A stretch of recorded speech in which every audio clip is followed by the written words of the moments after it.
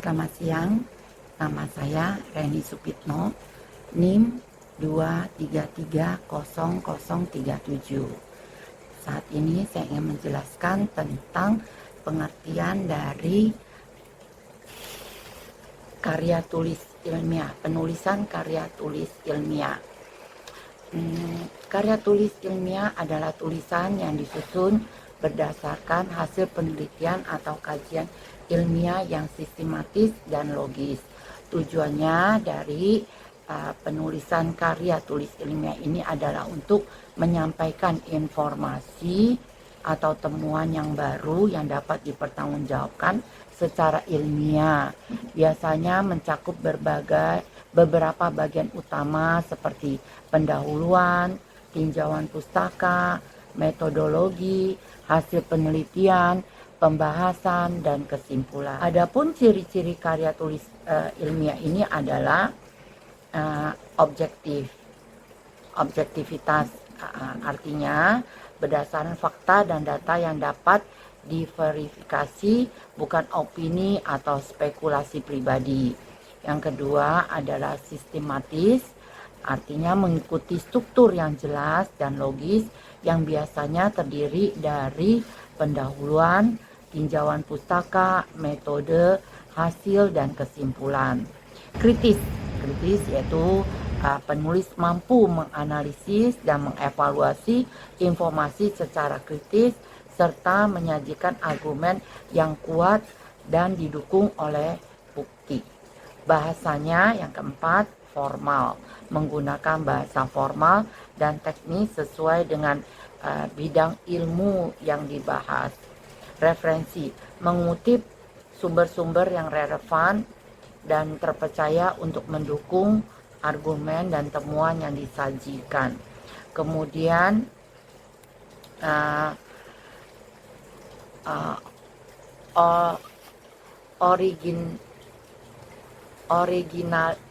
originalitas, artinya menyajikan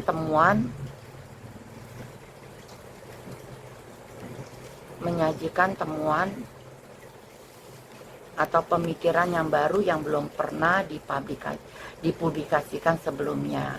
Adapun syarat-syarat dari penulisan karya tulis ilmiah ini adalah judul yang relevan, harus mencerminkan isi dan fokus peneliti secara jelas, kemudian abstrak, ringkasan, singkat yang mencakup tujuan, metode, hasil, dan kesimpulan peneliti. Pendahuluan menjelaskan latar belakang masalah, tujuan penelitian, dan pertanyaan peneliti. Tinjauan pustaka mengulas literatur yang relevan untuk memberikan konteks dan dasar teori bagi peneliti. Metodologi menjelaskan metode penelitian yang digunakan termasuk desain penelitian, sampel, dan teknik pengumpulan data. Hasil pembahasan menyajikan temuan peneliti dan menganalisis dalam konteks teori dan literatur yang ada. Kesimpulan menyimpulkan temuan utama dan implikasinya serta memberikan rekomendasi untuk penelitian lebih lanjut. Referensi yaitu daftar sumber yang digunakan dalam penelitian disusun sesuai dengan format sitasi yang berlaku. Fungsi dan manfaat dari penulisan karya tulis ilmiah adalah untuk mengembangkan ilmu pengetahuan. Karya tulis ilmiah berkontribusi pada pengembangan dan penyebaran ilmu pengetahuan dengan menyajikan temuan baru dan inovatif. Yang kedua, dokumentasi berfungsi sebagai dokumentasi resmi dari hasil penelitian yang dapat dijadikan referensi bagi penelitian selanjutnya. Yang ketiga adalah evaluasi, memungkinkan penilaian terhadap metode dan hasil penelitian sehingga dapat diidentifikasikan kekuatan dan kelemahannya. Komunikasi ilmiah menjadikan sarana komunikasi antara ilmuwan untuk berbagi informasi dan temuan penelitian.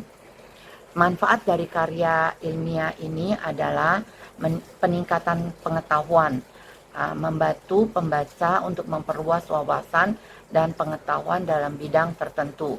Pengembangan keterampilan bagi penulis, proses penulisan karya ilmiah dapat meningkatkan keterampilan analisis,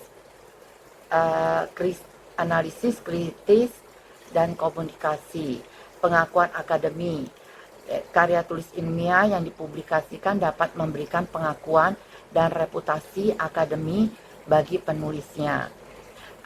Masalah pemecahan masalah, menyediakan solusi dan rekomendasi yang dapat diterapkan untuk pemecahan masalah nyata di masyarakat atau industri.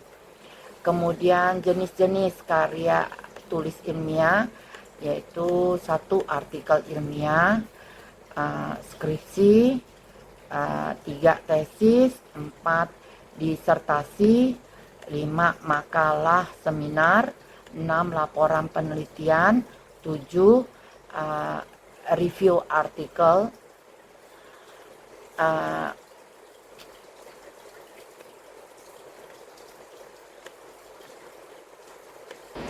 artikel ilmiah biasanya dipublikasikan di jurnal ilmiah.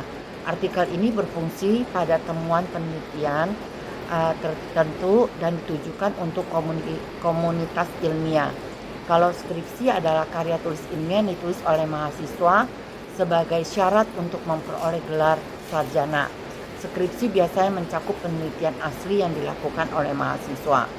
Karya tesis atau karya tulis ilmiah yang lebih mendalam dibanding skripsi ditulis oleh mahasiswa pasca sarjana sebagai syarat untuk memperoleh gelar magisternya. Tesis mencakup penelitian yang lebih kompleks dan mendalam. Disertasi karya ilmiah yang paling mendalam ditulis oleh mahasiswa doktoral sebagai syarat untuk memperoleh gelar doktor. Disertasi mencakup penelitian yang dalam dan orisinal. Makalah seminar ini dipresentasikan di seminar atau di konferensi ilmiah. Makalah ini biasanya berisi ringkasan penelitian atau kajian literatur. Laporan penelitian, dokumen yang menyajikan hasil penelitian secara rinci termasuk metodologi, data analisis, dan kesimpulan. Laporan ini sering digunakan dalam konteks penelitian, penerapan atau proyek ilmiah. Review artikel, mengulas atau menganalisis literatur yang ada dalam bidang tertentu.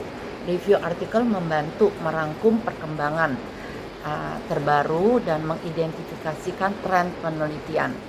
Urgensi publikasi karya tulis ilmiah sangat penting dalam dunia akademis dan penelitian. Beberapa alasan mengapa publikasi karya tulis ini sangat penting adalah pengembangan ilmu pengetahuan.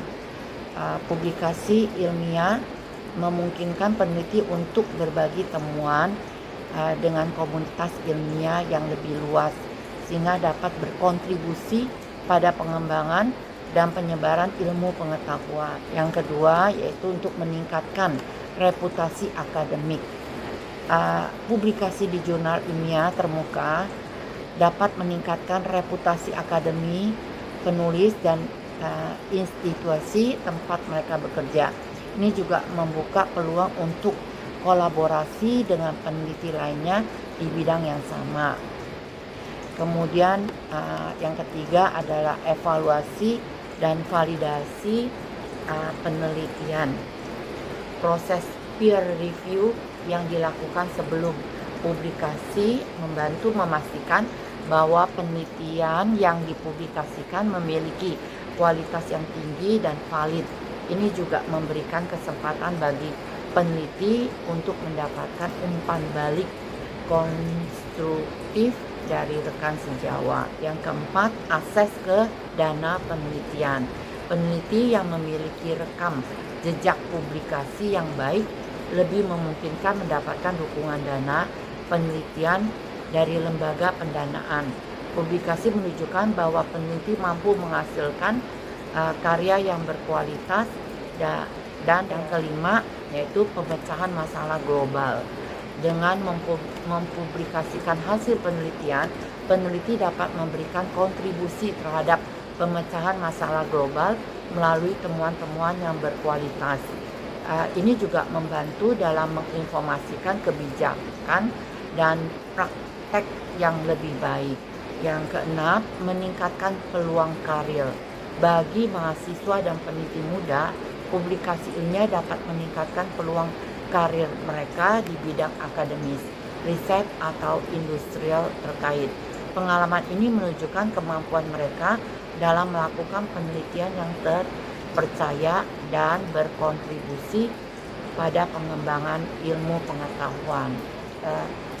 Penulisan karya ilmiah itu terdiri dari struktur karya ilmiah, yaitu judul yang jelas dan tepat, abstrak, ringkasan singkat tentang isi dari karya ilmiah, pendahuluan terdiri dari latar belakang, tujuan, dan ruang lingkup penelitian, tinjauan pustaka yaitu kajian teori dan konsep yang relevan dengan penelitian.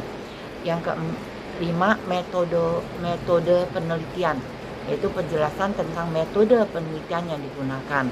Yang keenam, hasil penelitian, yaitu presentasi hasil penelitian.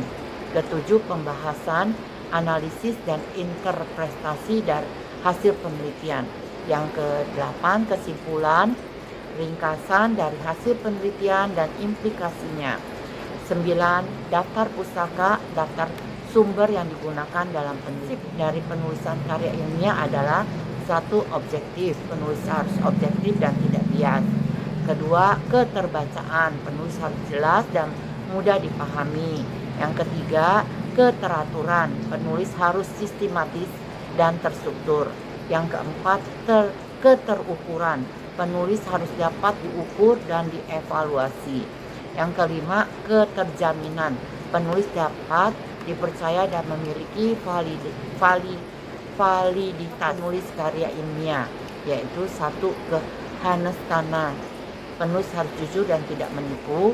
Yang kedua, keterbukaan, penulis harus transparan dan terbuka. Yang ketiga, keterpercayaan, penulis harus dapat dipercaya dan memiliki integritas. Keempat, keterhormatan, penulis harus menghormati hak cipta dan karya orang lain. Penulisan karya ilmiah: 1, formal, penulis harus formal dan tidak menggunakan bahasa santai. 2, objektif, penulis harus objektif dan tidak menggunakan kata-kata yang bersifat subjektif. Yang ketiga, jelas, penulis harus jelas dan tidak menggunakan bahasa yang ambigu. Keempat, singkat, penulis harus singkat dan tidak menggunakan kalimat yang terlalu panjang. Terima kasih.